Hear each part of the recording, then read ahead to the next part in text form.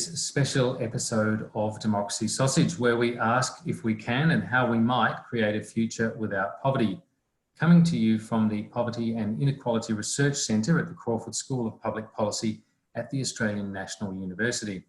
I'm Mark Kenny, and I'm speaking to you from the traditional lands of the Ngunnawal people. And I acknowledge and celebrate the first Australians whose land this is, and pay my respects to the elders past and present. And I'm joined by an audience from around the world for this live event, so welcome to you all. In 2015, global leaders agreed to the Sustainable Development Goals, the first of which is to end poverty in all its forms everywhere by 2030. Sustainable Development Goal number 1 aims to eradicate extreme poverty around the world, to reduce by at least half the proportion of men, women and children of all ages living in poverty in all its dimensions, and to expand social protection systems.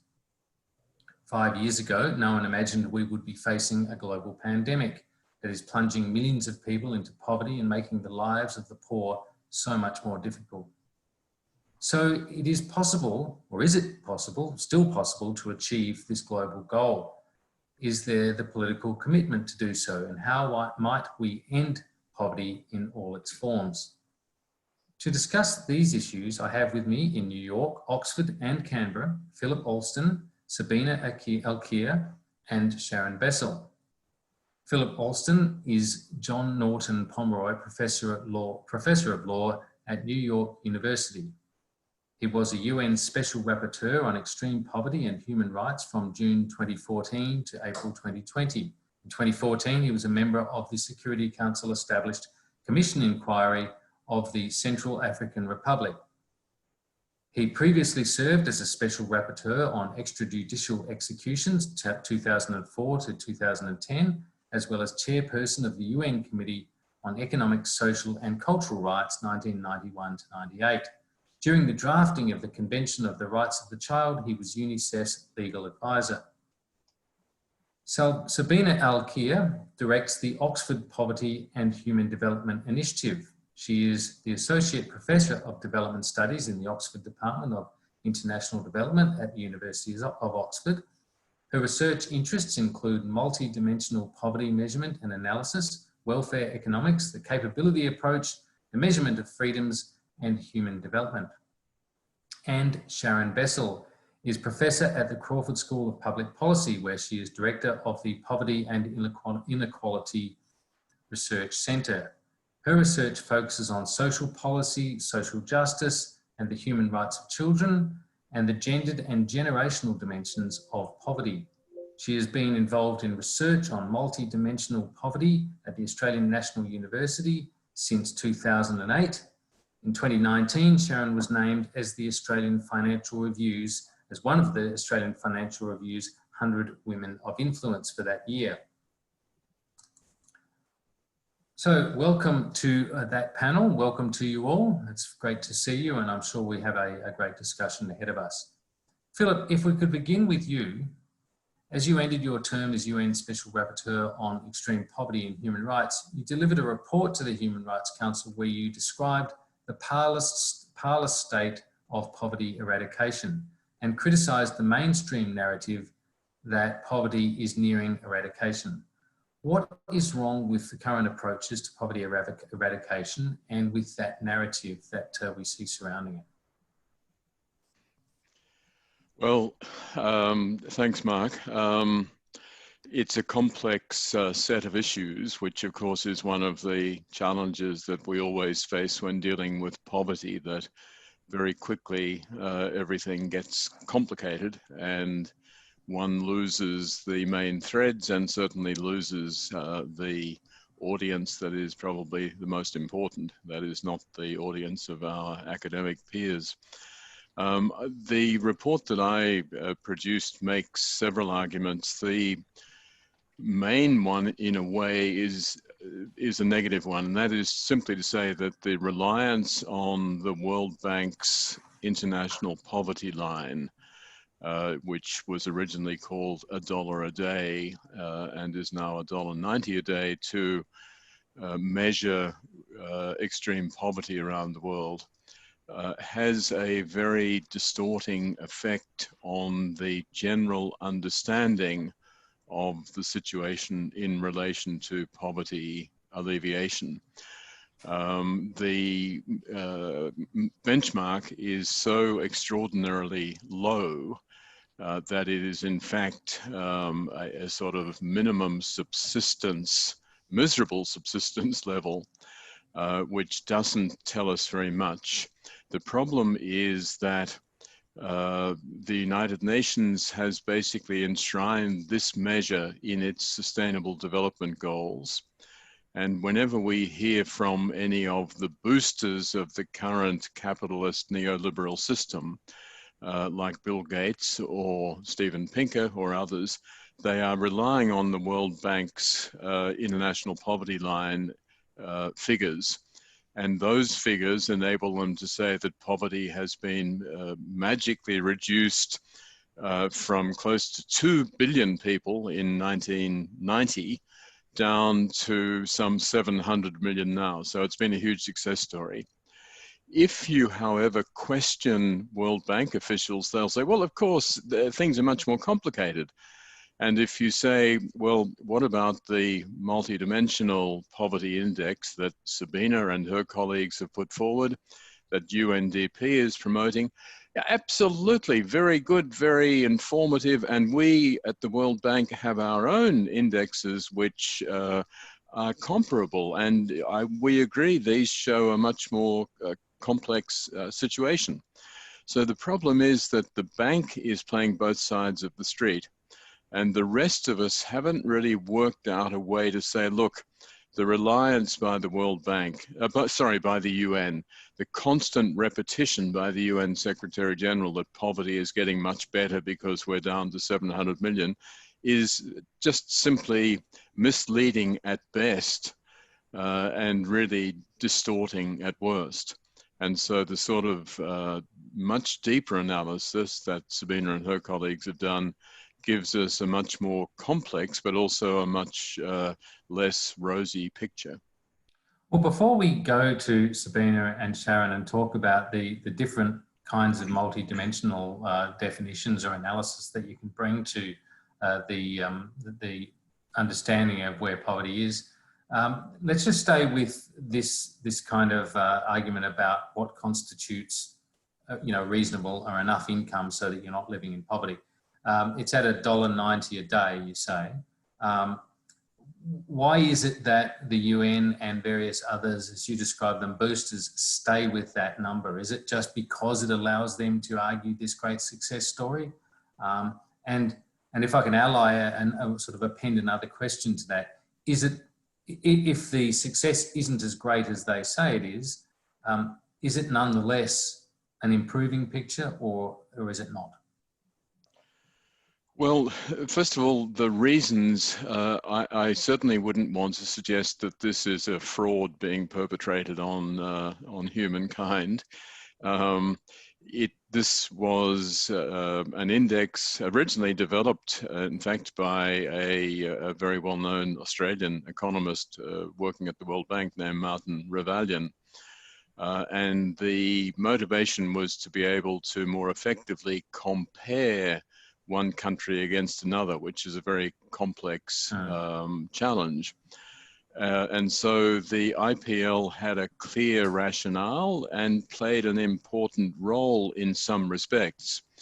The problem is that it's been seized upon as the measure for public discussions, and the bank itself would say that's not what it should be used for.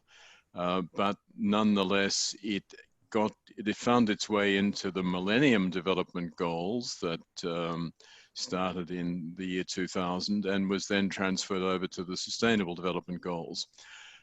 Is it a problem, or are we not actually making pretty good progress? Well, if you look at the huge economic growth that we've experienced in recent decades, which has enriched the already wealthy very, very much. What we see is that we're still left with well over 1 billion people living in poverty. And that clearly is deeply problematic. So the celebration, which then enables us to say, as the Secretary General of the UN does, for example, he will say, COVID-19 is doing terrible things to poverty.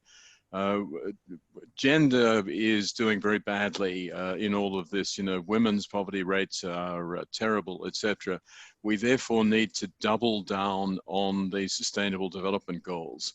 But that immediately puts it back to the old framework rather than saying, you know what, the Sustainable Development Goals are actually failing, even by their own measures, when it comes to eliminating poverty.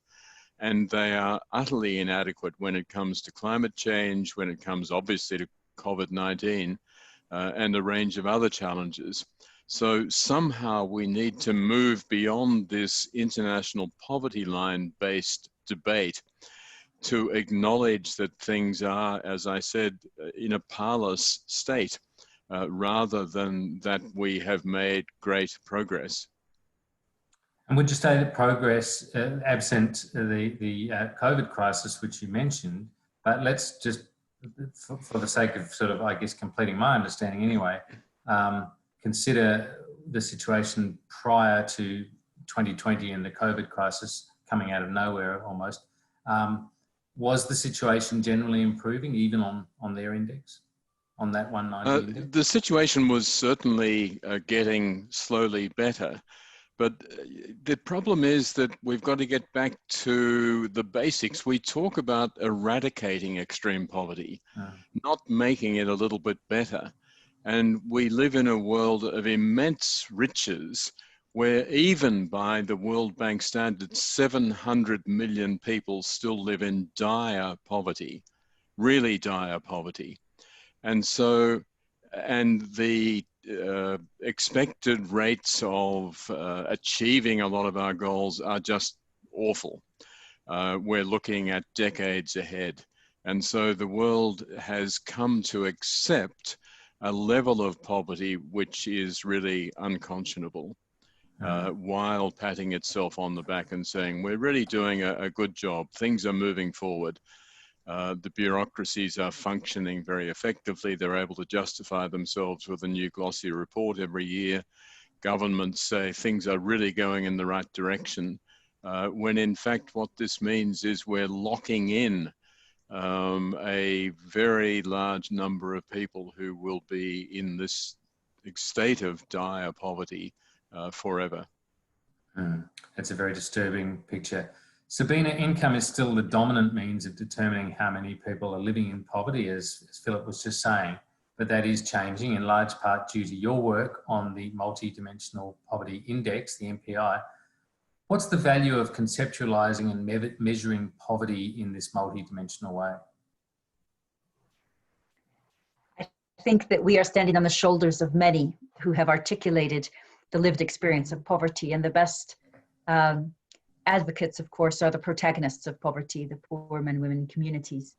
So, for example, if you looked at a participatory study in El Salvador about what are the appropriate dimensions of poverty, a government might recognize, yes, health, yes, education, yes, living standards, but the people might add other things like violence or esparcimiento, having a place for my children to play, for old people to drink coffee.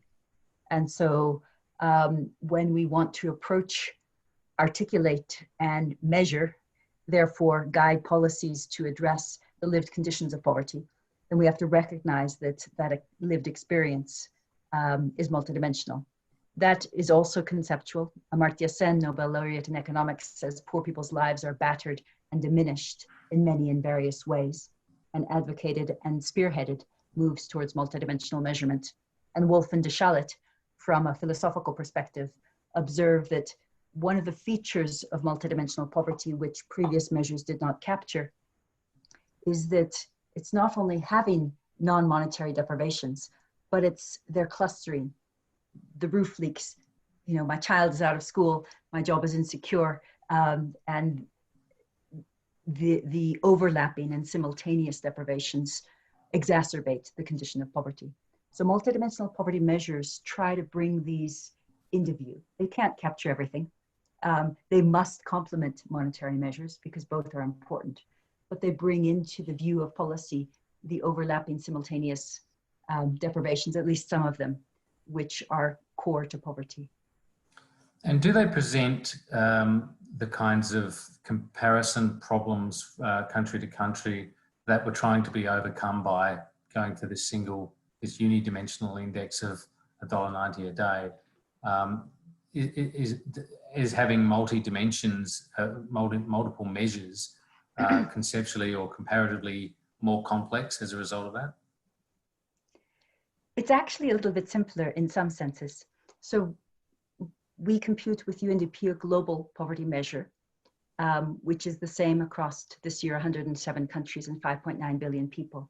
We also work with governments to create tailor-made measures that are not comparable because the definition of poverty in Mexico is very different than in Sierra Leone. But this comparable measure, if you think about it, is a child malnourished in your household, is a child out of school till aged or class 8, is anybody in the household with 6 years of education, what's your water, what's your sanitation? Now the advantage of that is that there are no purchasing power parity. We don't have to know what $190 US means in Mauritania because a malnourished child is a malnourished child in terms of their stunting or their underweight status anthropometrically. The other advantage is that the rural-urban price adjustments, the inflation, and the need really to combine between 450 and 1,100 indicators for consumption poverty measures is reduced, and so there are fewer indicators. So it is possible that some of the errors and the complexities are lower, counterintuitively, when it's a multidimensional measure than when it's a unidimensional measure, but drawing on many, many variables about income or consumption. Of course, like any measure, it's not perfect. So the data come from different years, and maybe they don't have the same nutrition information in each survey. We always have children, but we don't always have men, for example. So there are problems that we are transparently showing. Nothing's perfect, but I think the issue of comparability is actually easier multidimensionally. It's interesting. Sharon, poverty measurement is often considered to be gender neutral. Your work to develop a gender-sensitive measure of poverty is aimed to challenge that assumption. Why is gender so important in both measuring and addressing poverty? Mark, I think there are, we've already started to talk about some of the problems of existing measures, particularly income-based measures that assume that income is a proxy for everything else, or a reasonable proxy for everything else. And another problem with the way we measure particularly income poverty is that we usually measure at the household level, and then we assume that resources are equally distributed within the household. But of course there is decades of research to suggest that that is not the case, and that resources are very rarely distributed with perfect equity within households. And nothing in social or cultural or economic spheres is ever truly gender neutral. And the nature and experience of poverty is no exception. So the work that we've been doing has been around developing a way of measuring multidimensional poverty that builds on the work of many scholars and policymakers over years. And the work that we've done began with participatory research with women and men experiencing poverty. And the survey that we developed has aimed to include questions that from that participatory research were particularly important to women. So we asked questions around whether or not women have had access to prenatal care during pregnancy. We also asked around whether women have access to sanitary products. So they're questions that are specific to women. And of course, access to sanitary products during menstruation is almost never included in measures of poverty, but for women this is really essential. And it often determines whether or not they're able to engage in education, in employment, and in a whole range of community activities. So we aim in our approach to ask questions that are specific to women, but also to ask questions that reveal the gendered nature of poverty. So what we've found in the work that we're doing is that poverty isn't necessarily feminized. And that's one of the things that we see in the literature, this idea of the feminization of poverty, often without clear definition of what that means. You know, it may mean that women are getting poorer, or that women experience more poverty, or that female-headed households are poorer, but it's often quite unclear what that concept means. What we're seeing in the work that we're doing, and what other work is also revealing, is that poverty is not necessarily feminized, but it is gendered. And that both women and men experience poverty, and often very, very deep poverty. But that experience often reflects gendered roles and responsibilities.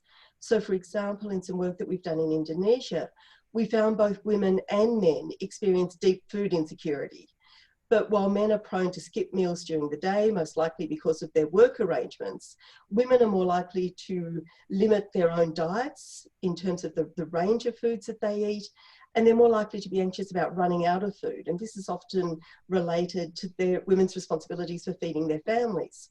So we see a similar outcome, which is food insecurity, but different drivers for that food insecurity, depending on gender.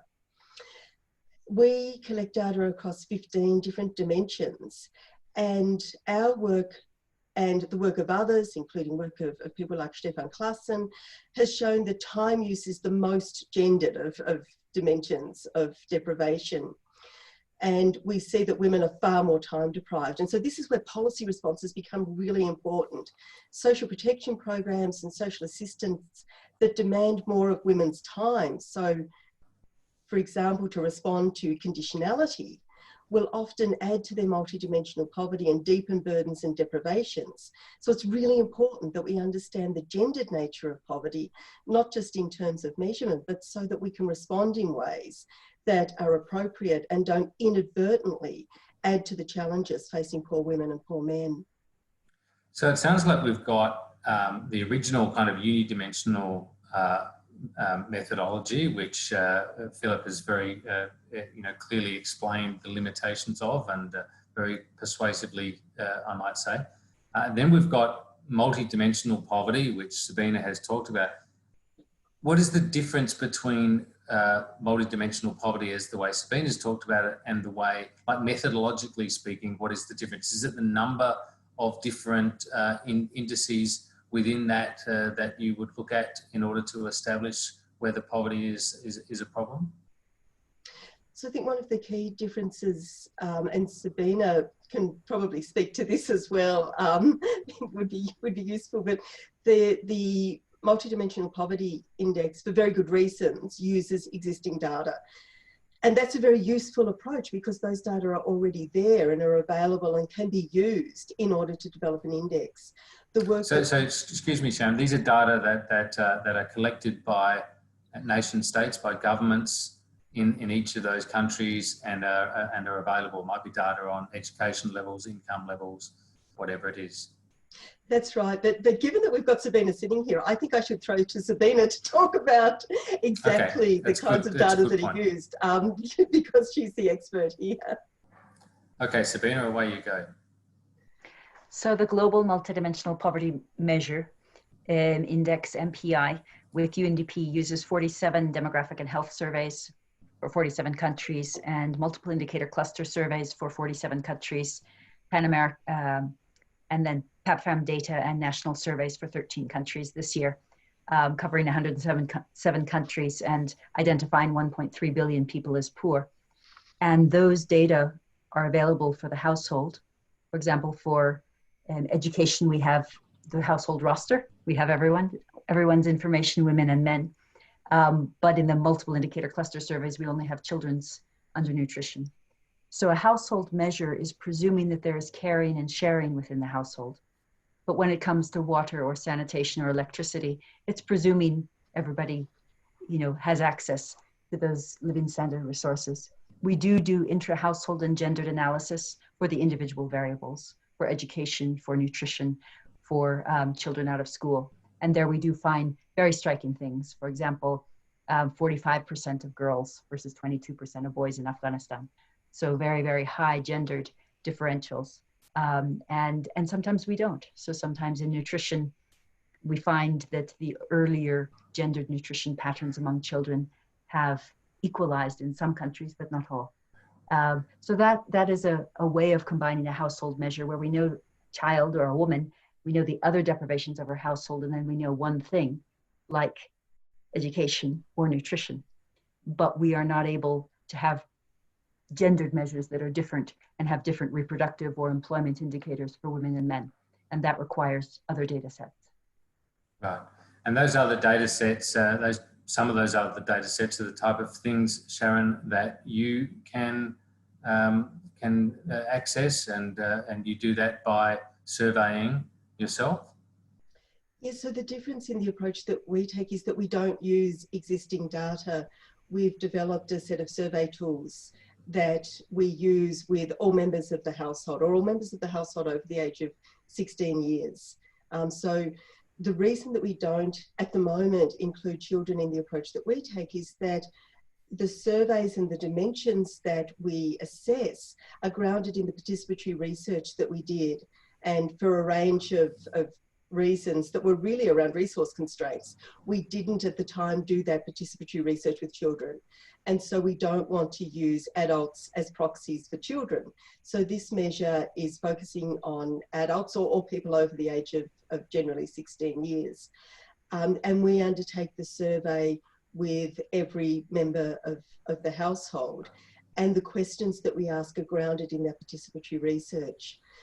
So we're able to identify within household inequalities in the way resources are distributed across those 15 dimensions, and then to build up from the individual to understand the way in which different social groups are experiencing poverty across those dimensions.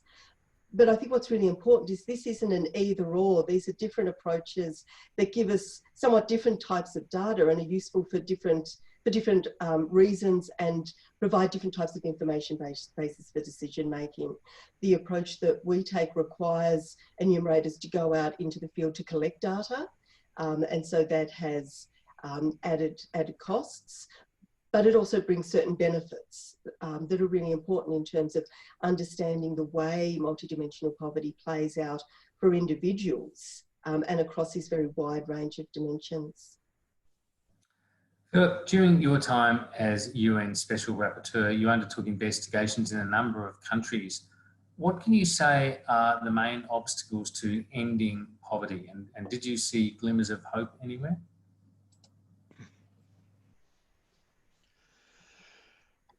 That's a large question, Mark.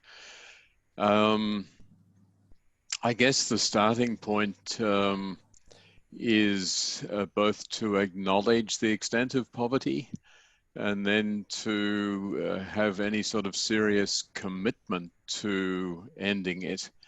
I think that in some ways we've actually moved backwards in recent decades in terms of the deeply held belief that poverty should be eradicated.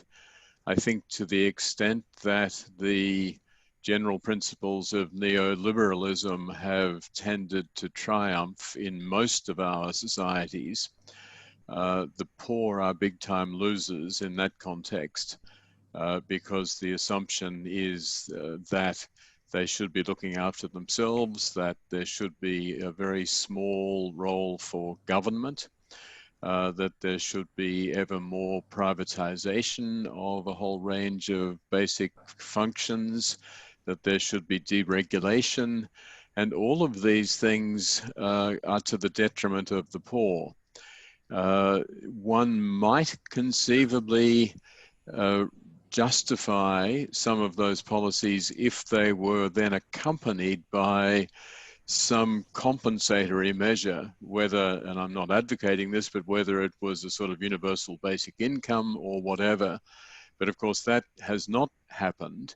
And instead the overall policy framework is moving determinedly to reinforce the primacy of the wealthy, and to ensure that the middle classes are reasonably well off, although they too are not doing especially well in most countries.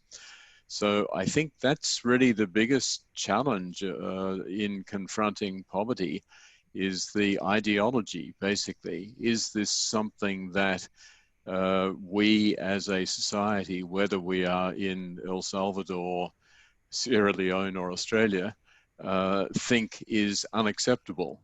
Or is it just the way it is? And in order to have a thriving economy, in order to have a highly competitive economy, we need to just look the other way when we are told that 15–20% of our population are actually living in poverty.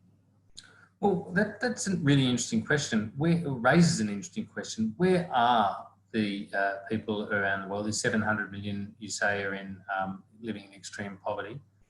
Where are they? Are they clustered in Africa mostly? Are they in countries that are war-torn, subject to famine? Are they indeed also in rich countries like Australia? Well, that's one of the that's another definitional issue, and that is the extent to which you can actually adopt a more relative approach to poverty measurement. And I think that is very important. The job that I did for the UN is called Special Rapporteur on Extreme Poverty. And so it was quite an amusing debate. There were a lot of developing countries who wanted to get rid of the word extreme. And their rationale was that otherwise all poverty is going to be assumed to be in what we used to call the third world.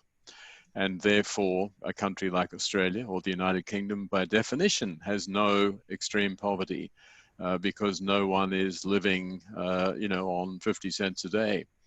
But the reality, of course, is that poverty is actually relative, and you can be living in Australia on $15 a day and still have an absolutely miserable existence of which the Australian government and the Australian people should be deeply ashamed.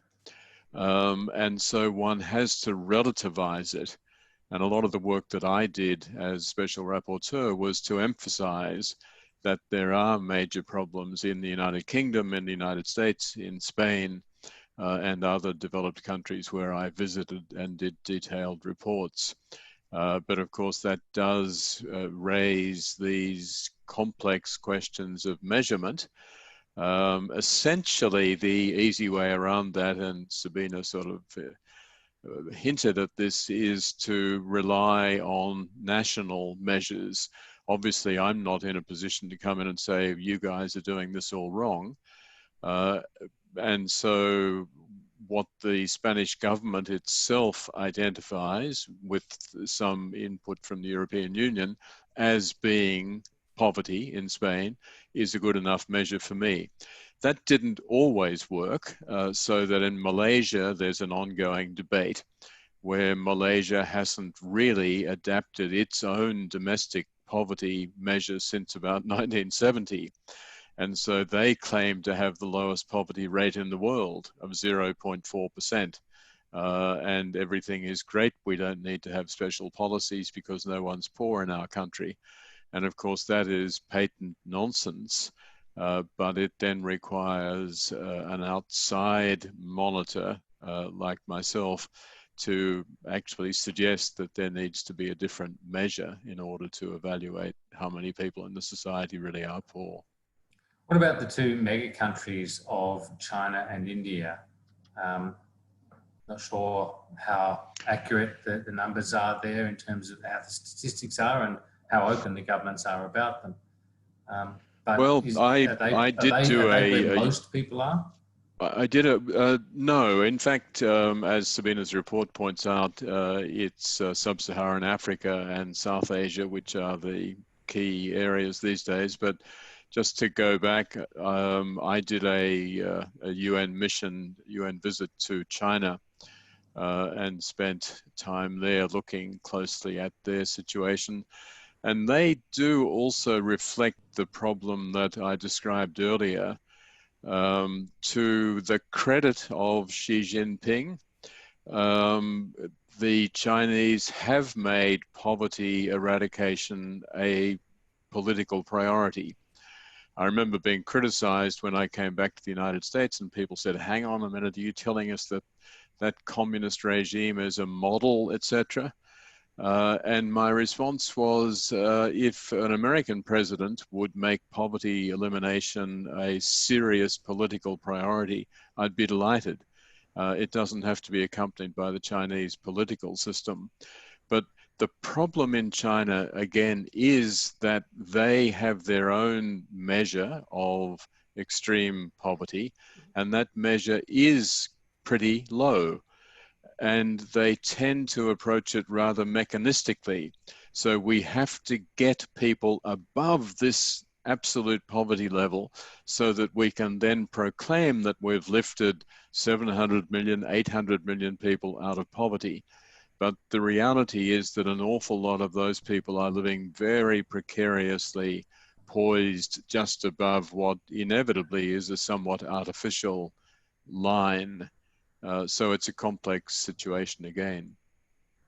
Sabina, what trends do we see over time in the incidence of multidimensional poverty? So this year we released a study for 75 countries and 5 billion people, and changes in the global multidimensional poverty index over time. And 65 of those 70 countries had statistically significant reductions.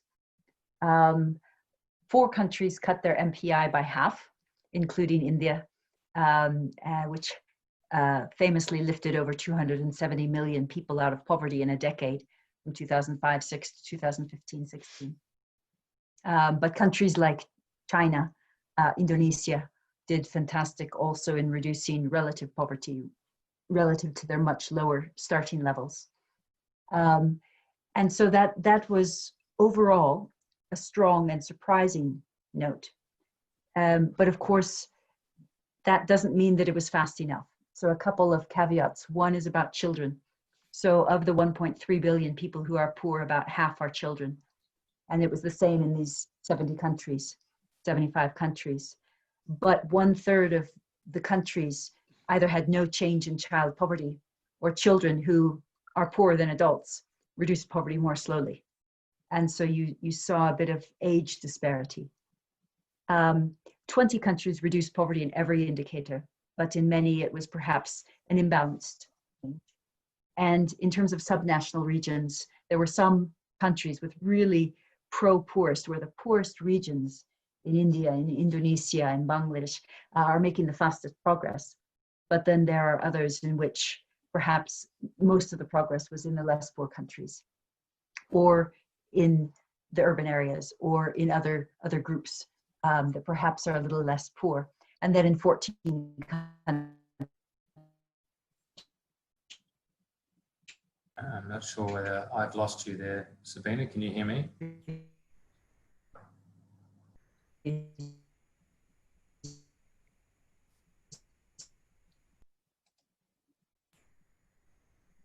I may have to move on. I'm not sure whether people can. She's back. You're back? Okay. Sorry, I we do lost apologize. you. No, not your fault. That may be Australia's wonderful national broadband network. Who knows? So I was just saying that whereas subnational region. Go ahead. Go ahead. Whereas in some cases, the poorest groups had the fastest poverty reduction. In others, they did not. And then in 14 countries, the number of poor people went up. And so it's a very complex set of studies.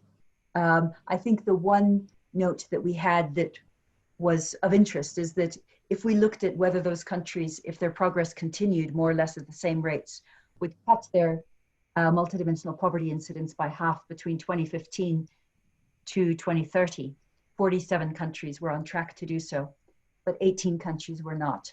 And these did include quite large countries like Pakistan or Nigeria. And so it's a positive story. Things are moving in the right direction, but there are a lot of nuances, and the progress is not fast enough in many countries. And when you say it's a positive story, are you talking pre-COVID? Because obviously COVID's come along and changed a whole number of things about the way the world operates, and had devastating effect on national economies and the global economy. I assume most of these figures you're talking about predate the incidence of this global pandemic. Yes, all of them predate the pandemic. And we've been working since March very heavily in the COVID emergency response. What we did with the global MPI was a simulation exercise to simulate the World Food Programme projected increases in food insecurity, mapping them into undernutrition, and to simulate the children out of school. And when we did those simulations, depending on which assumptions we took, COVID set the developing world back 3.1 to 9.9 years. Nearly 500 million people more could be poor. That is a warning sign. That's not what has happened, but that's what could happen. And we very much see that as a call for action, a call for attention, a call to give poverty the priority that Philip talked about, because it's a time where we could turn a corner, as some countries have done, or we could really have a terrible situation. And so this is really a critical moment to make an inflection point in terms of the priority, the activity on poverty by government, by private sector, by civil society. Thank you. Sharon, one of the things Sabina was saying there earlier on, the point about there being 1.3 billion people living in poverty, and half of them, or more than half of them, being children. You've undertaken research with children on issues of multidimensional poverty. What do we learn from children's own experience of poverty? And allied to that, how much does poverty become hereditary? So I think the work that Sabina's been doing, sort of tracking the trends in child poverty, is so incredibly important, and has just revealed so much in terms of the vulnerability of children, but the fact that we're not really shifting that vulnerability. The work that we've been doing has been qualitative participatory research with children who are in contexts of poverty, and it reflects what similar research has shown. And that's just how deeply children experience poverty, but also how much they know about their own poverty, about their parents' poverty, about their families and their community situation. And what's often striking in this kind of participatory work is that even quite young children are very accurately able to price a range of goods. So that might be very basic food items through to kerosene or fuel. So in Australia, some research that we were doing, children knew the price of petrol per litre in poor families, which is something that children, and these were primary school age children, you know, in well-off families, that's something that never crosses children's minds. But when children are growing up in contexts of poverty, they're acutely aware of the cost of essential goods. And while parents will often try very, very hard to protect their children from the realities of poverty to the best of their ability, and to buffer the experience of their children, we also find that children are often going to extreme lengths to try to protect their parents. And that will often be going without themselves, not asking for things that they need at school or in other contexts, because they know their parents just can't afford it. In some research that we've done with children of primary school age in very different contexts, including Australia and in Indonesia, we've found that there are sort of three broad categories of poverty that children talk about. And one is material deprivation, which really matters greatly to children's lives and erodes their standards of living. But we also found other domains to be important to children around opportunity poverty and what we call relational poverty. So what we call opportunity poverty is when children's opportunities to engage adequately in school, in community activities, in games and play are denied to them. And this is when, and you know, this really undermines children's development and their opportunities for the future and their opportunities for the present. What we found really interesting is what we refer to relational poverty. And so this is when poverty undermines children's relationships, both with the people that are close to them and with those who are in their communities. So sometimes relational poverty is a result of structural factors that come from and result in violence and exclusion and stigma. And often children's relational poverty results from the trade-offs that their parents have to make between putting food on the table, between putting a roof, however leaky, over their family's head, and being present both physically and emotionally in their children's lives. So what children have told us about is their parents being completely exhausted from their work, working nights, working weekends, working long hours, and never having the time or the energy to be there for them. But this is something the children don't share with their parents, that they often try to protect their parents from. And children also talk about the stress on their parents as a result of unemployment or precarity, and how that plays out in terms of their relationships with their parents. And children talk also about how much they value relationships and time with their parents. So I think all of this gives us an insight into the complexities of poverty.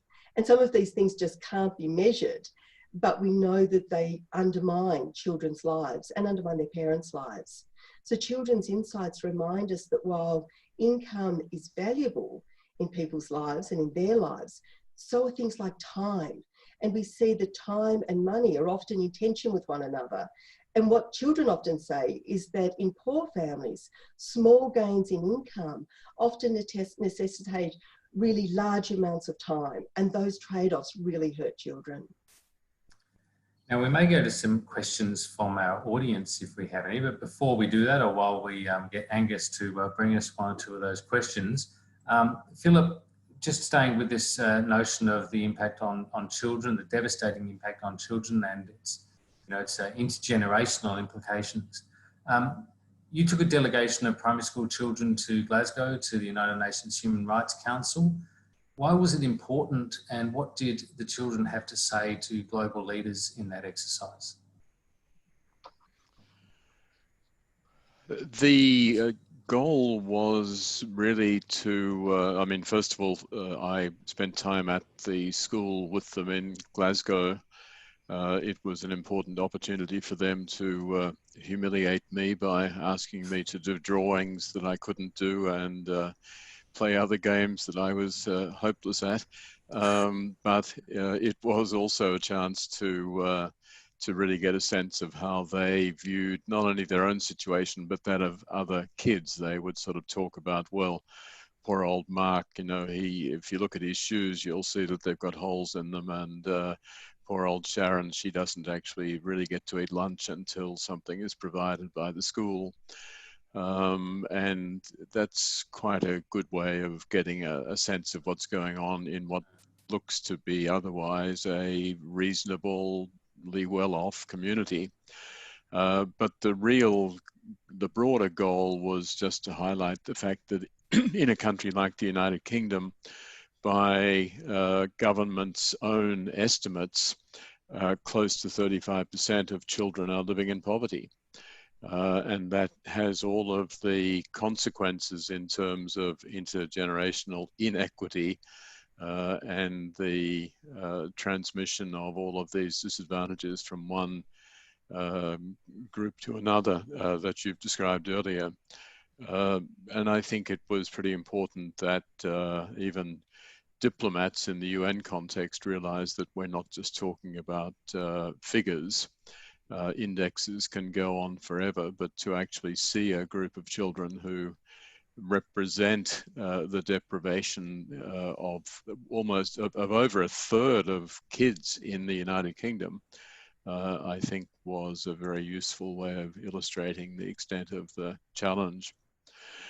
Mark, the only other thing I would like to add, I don't want to get the discussion off track, but we've talked about COVID-19. The other issue that needs to be brought in is climate change. Most of us, or many of us working in the field, are almost sick of climate change now because there's been so much discussion and so on. But the reality is that a lot of these figures, and I mentioned before the Sustainable Development Goals, for example, barely take account of climate change. And yet the consequences of that, particularly for children, but not only for poverty more generally, are going to be much more dramatic even than COVID-19. And so to the extent that we're seeing lots of positive developments right now, the combination of COVID and climate change really put on the table the dire need for fundamentally different policy approaches to poverty. So what might have been good 5 years ago will not be anywhere near as effective in the years ahead. And we do risk very significant diminution of the success that we've been able to achieve. Yes, a very good point. Now, Angus, do you have any questions that we might have from an audience, or someone in the audience? Yeah, we have a couple, and they both go to, I guess, how we collect data and understand poverty. The first one is from Anahita Hosseini, and the question is, given that the calculation of Alkire Foster MPI requires household data, and the data for some of the indicators aren't available in household surveys, what should be done instead? And who is that question for, Sabina? I think first and foremost, Sabina. Thank you very much, Anahita. First of all, for our methodology, we can do it for individuals, we can do it for well-being, for gross national happiness, as in the case of Bhutan, or for household data. And so the methodology and the techniques are open. And the Women's Empowerment Index also has individualized data that is gendered. So the techniques are there, that's not the problem. But she rightly pointed out that the problem are data. And it seems that there are different strategies. One is to take household data and to try to get better gendered information. For example, to get nutritional data or health data for women and men, or to get employment data in the demographic and health surveys and in the multiple indicator cluster surveys. They ask about work, but they don't ask if the person's in the labor force. And yet in a time of COVID, we desperately need to know something about the livelihoods of the respondents. And so one track is to work with the survey providers. And I must say, I have utmost gratitude and respect for the data that we get free of charge across so many developing countries. It's a pure gift. And yet working to hone that with some improvements would be one strategy. And then the other is to try to develop questionnaires that have individual and gender data.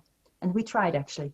We tried to put forward a questionnaire that would be appropriate to create an MPI that could be gender disaggregated.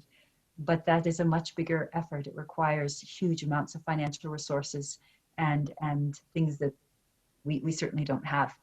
I think the other avenue is that where governments or other actors are interested, then they're able to put out country-specific studies and exercises, and they are doing so. And so there are some national MPIs that are individual and can be broken down then by gender. And there are some innovative questions, bringing in social capital or bringing in violence, bringing in environment, bringing in some of the deprivations that are not appropriate in some contexts, but which are central to the experience of lived poverty in others. Mark, if I could maybe just add to that, this is, Yes. the challenge that Sabina outlines was one of the things that led to the work that we've been doing, which has been to develop a new survey that is conducted with individuals and asks a range of questions that are sensitive to gender.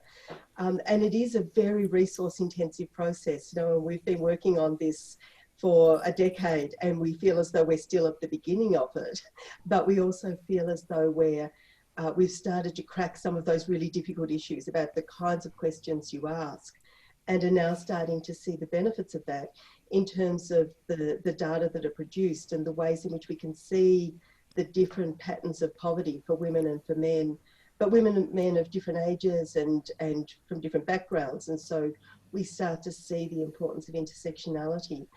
But none of this is easy, and all of this sort of work requires resources. I guess one of the things that we're always conscious of is the trade-off between collecting data and then actually acting to overcome poverty. So we always need to really keep an eye on the quality of the data, the kinds of surveys we use, and ensuring that we're doing the best job possible, and sex disaggregating wherever possible.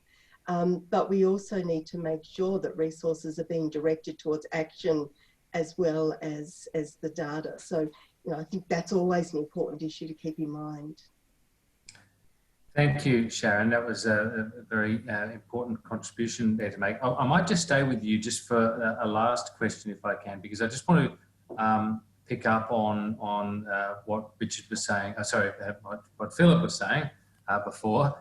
That's my old political memory kicking in there. And about children in poverty and getting politicians and diplomats to understand the problem. What does your research teach you about or indicate to you about this COVID challenge at the moment?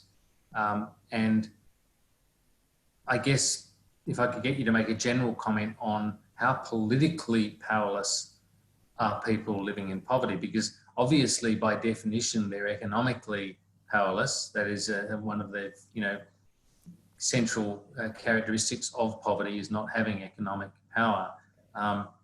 But it strikes me there's a lack of political power there too, which very much compounds the problem and cements it as permanent or semi-permanent at least.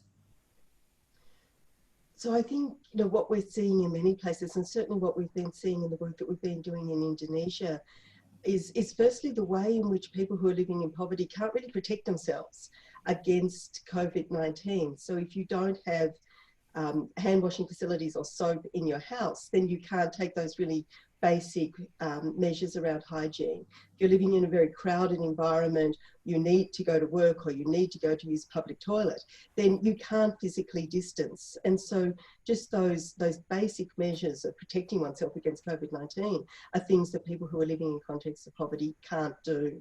But I think what we're also seeing through COVID-19 is the really challenging kind of distributional issues and the way in which both inequality and poverty are being deepened. But I wanted to pick up on the point that that Philip was making, and also Sabina's point about child poverty. There's a project that's in progress at the moment that's being led by Susana Cortez Morales in Colombia. And this is work that's taking place across about a dozen countries. So Colombia, Chile, Indonesia, Australia, the United States, a very wide range of countries, looking at the way in which children have been positioned in COVID-19 responses. And what we're seeing in all of those countries is the way in which children who are in poor families are experiencing, I guess, the impacts of inequality. So during lockdown, the difficulty of children in poverty accessing education, that digital divide that's there in so many countries just becoming deeper. So we're seeing those kinds of trends across all of those countries. But what we're seeing in many of those countries as well is the way in which children have been kind of marginalised from the debates, and the lack of avenue for children to express the things that matter to them and to talk about the way in which poverty and COVID-19 is impacting on their lives. And in some ways, I guess this mirrors the kind of generational inequality that we see in climate change debates, where it's children who are who are particularly concerned about climate change and children who are going to be impacted in their lives, and yet are so often marginalised from those debates, despite the efforts of children and young people to take control of some of those debates. So I think those kinds of generational issues are really being revealed in the context of COVID-19. Well, look, thank you all. We're right out of time now, and I feel like in a way we've only just scratched the surface here.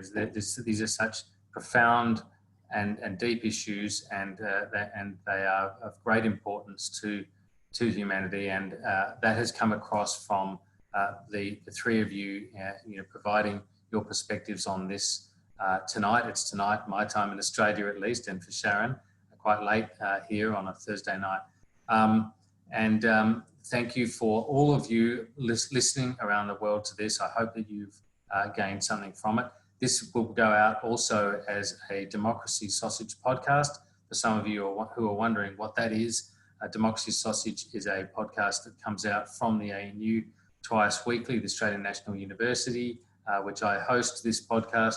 And we look at matters of politics and economics and all ranges of things associated with public affairs. So if you're interested in that, you can find that wherever you get your podcasts, and we'd be very grateful for you to do so.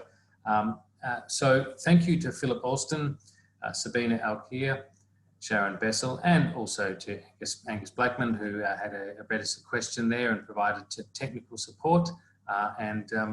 That concludes this broadcast. Thanks very much for being with us on this special seminar tonight.